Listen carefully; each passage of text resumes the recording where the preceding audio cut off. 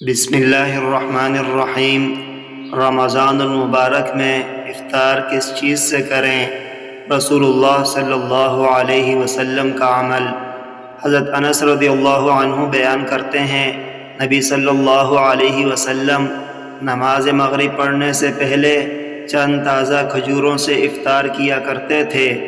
اگر تازہ کھجوریں نہ ہوتی تو پھر چند چھوہاروں سے، اور اگر چھوہارے نہ ہوتے تو پھر پانی کے چند گھونٹ پی لیا کرتے تھے۔